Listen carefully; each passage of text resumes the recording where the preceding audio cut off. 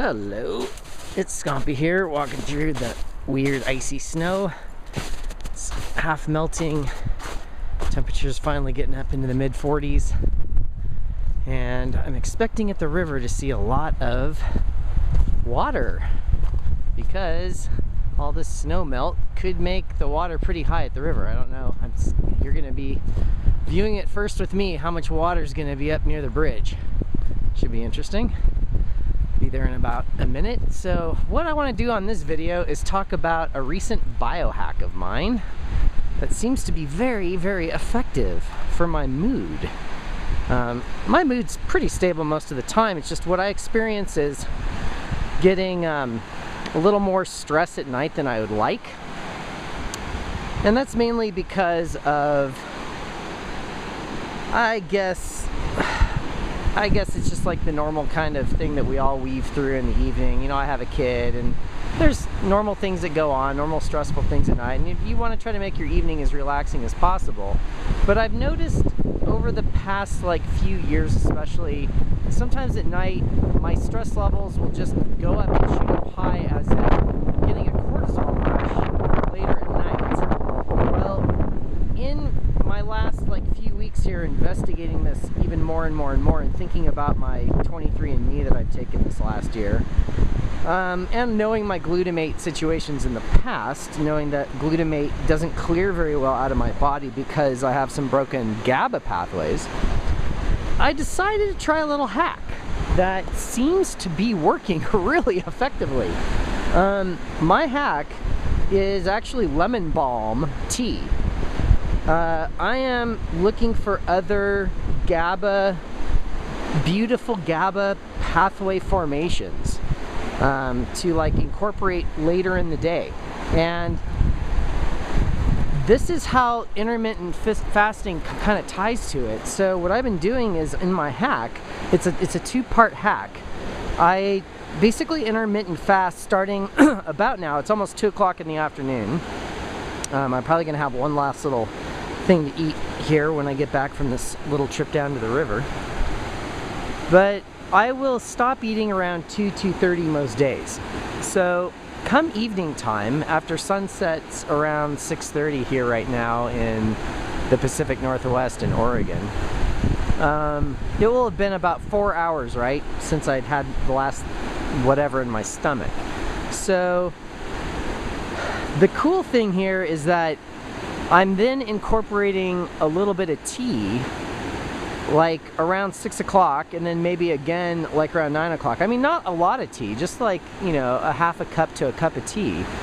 And I am noticing doing this the last 3 or 4 days that my mood stability, and when anything that would be let's say a shock to your system, like a kid runs around the corner and goes "Rah!" and yells in your face, or even punches you in the stomach. I mean, that's what happens in my world from time to time.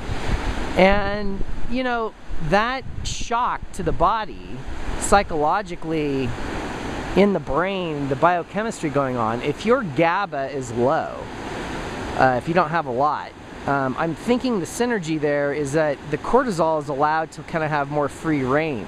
So in the past, I've noticed that if I get any kind of stress hit, it takes about 3 to 5 minutes later for me to come off of that stress, to be pulled back down into a calmer state. For regular psychological, emotional impact and things like that, we as humans work on trying to, make it nice for everyone else around you, right? I mean, it's your emotional garbage, I guess, you give off to others.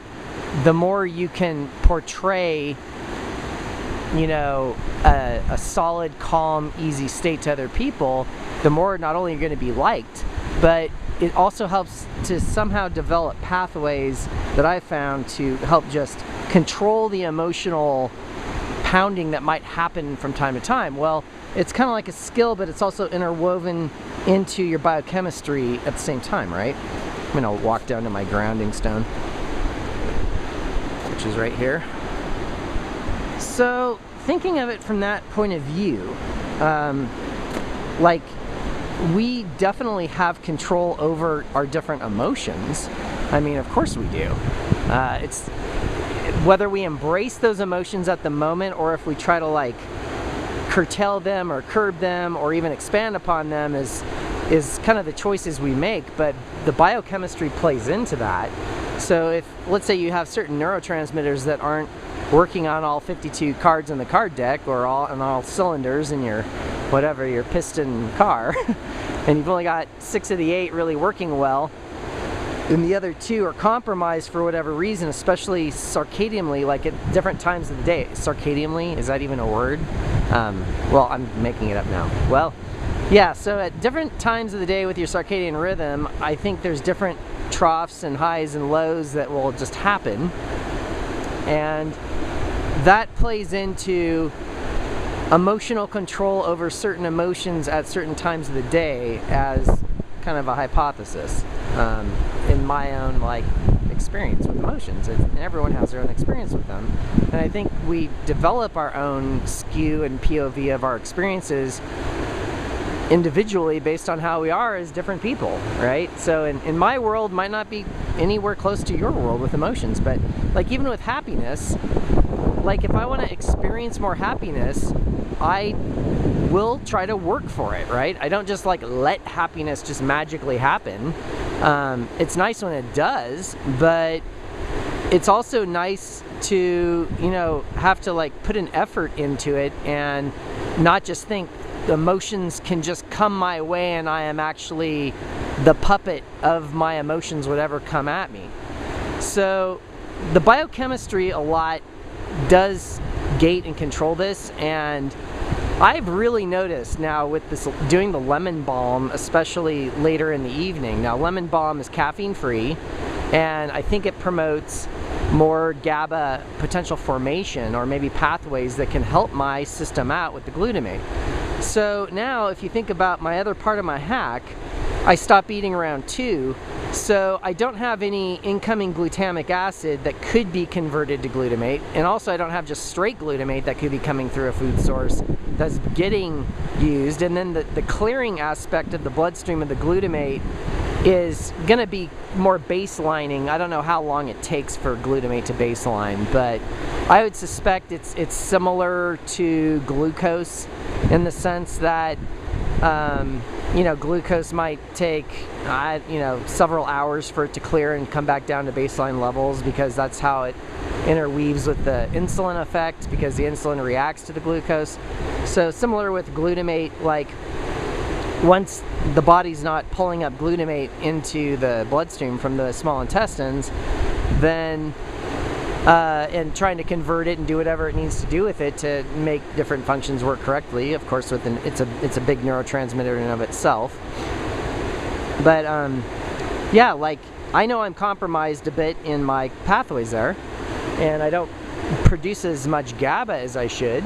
And GABA is a very calming, relaxing neurotransmitter that we also need to have from time to time. But maybe I was just being starved of it. I'm doing this, and the synergy of having no food in my gut and then adding in this Lemonbalm is giving me total like evenness, like balance in the evening.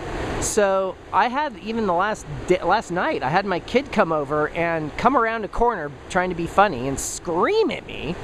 And at that moment he screamed at me, I realized there was nothing mentally going on in my brain that kind of was like the deer looking into the headlights kind of feeling, where like my cortisol, my heart rate, my blood pressure, everything just skyrockets.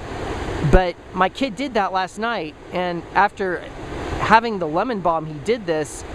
I just had a very slight response to his screaming and jumping around a corner at me. And at that moment in time, I realized this has made a huge impact on potentially this neurotransmitter. And just knowing my whole situation with glutamate and GABA, it just completely made sense to me that I really need to do this. And not only for this, but I'm thinking of circadian rhythm, like the promotion of melatonin, the promotion of calm, tranquility, no stress, all of this in the evening time could give me way more benefit. So now that you heard all that, now I want to tell you something else that was even more of a shocker to me in the last 3 nights doing this. My sleep not only has been like sleeping like a rock, it's been very hard for me to even wake up, but then on top of it, when my son's had a cold, just a little like coughing cold the end of it, very minor one this last week, and he's been occasionally in the middle of the night, he'll cough and then go back to sleep, you know, maybe like once or twice in the middle of the night. So that happened the past few nights, and it did wake me up. I went into the room to check on him.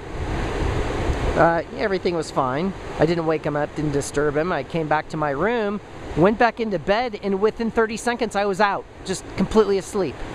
Now, in the past, if I had a cortisol rush like that with hearing your kid, it's just natural parental instinct, hearing your kid coughing wakes you up and then sometimes keeps you up and gets your brain wandering about, oh no, is he okay? I should at least as a parent do the right thing and check on him and all that, and then you come back to sleep. It could be a half hour, even an hour later before you get back to sleep because of the worry, the stress, everything that goes along with it. Well, nothing. The last 2 nights, nothing. And not only that, my dreams have been out of control, vivid. I could ramble off about what my dreams were even last night. I remember them today. They're clear, they're crisp. I remember even like 2 or 3 dreams I had last night, just not the one. A lot of people remember the dream they just had after waking up, but I actually remember 3 dreams from last night. And I'm like, wow. Well, I know with my blue blocking, I've got the melatonin down, but then the other side of that equation, really, I think in my world has been GABA. Just getting that GABA going in the evening, or just overall, getting enough of it, and I'm getting it right through a T. I'm not really supplementing, I'm just getting enough of it in the evening at the right time of day, and I'm just seeing everything come together. Now, obviously, I'm doing everything right, and I've been living here in Bend, Oregon for, 6 months now, and like, as I'm standing here at the river, getting hardly any EMF to think of, only good EMF, no negative EMF. Just absorbing light into my system, the right times of day. Every morning I wake up, I go out into the outside on my deck for about 20 minutes while I eat my breakfast. You know, it's like all the combination has an influence here. It's not just to get you right here on this biohack. It's not just the Lemonbalm. It's not just my intermittent fasting. You know, it's like everything working together. And if I probably was not blue blocking at night and I was staying up too late and I'm trying to like weave in the Lemonbalm, I think a lot of people would find a lot of fails, because they might be fine on the GABA side, but then on the melatonin side, they might be, destroying some melatonin production there. Or let's say they're blue blocking with their Wi-Fi router, 5 feet away. Well, I just measured, I guess I can say this on video, I measured at my recent doctor's visit. They had a router in there, and I made the doctor aware of it. I brought my cornet in. My doctor was very surprised, and after I came in, my doctor actually wanted to move the router to a whole different part of the building. And I was very subdued about it because there was a lot of people there in the office, and I didn't want to alert them too much to what was going on, just enough to let them know, hey, I'm detecting these levels of RF, you do what you want with it. And then as they questioned me, I kind of talked to the doctor in private about it and said what the levels were for, not to scare them too much, but they were like a times 10 RF in there, close to even a times 50 what they should have been. And the couple people in their sitting, where they're basically working and sitting, some people in their locations were probably getting 100 to 500 times full more RF than they should have been. And I was noticing some of the people that were sitting in those locations were just downing water continuously as if they were thirsty. I don't know if they were just naturally picking up on their need for extra water being in that kind of environment. But my visit to the doctor hopefully was just as profound to them as what, you know, they were finding with me. I did some blood work with them just to get my levels, to know what my levels are at, mainly my LDLs, to tie that to maybe my heteroplasmy rate, which might be a smart thing, getting my vitamin D status and some other major numbers just to see where I'm at now in the dead of winter, which should be the worst case scenario in my world. I mean, my health's fine. I just went in to get blood drawn so I could have some data points so I can collect them along the way as the next years come upon me. And I'm in this new environment. I really want to get data points, right? I want to do the real science to see, hey, are all these numbers, levels improving with all my changes in my world? And everyone's got different things going on in their worlds.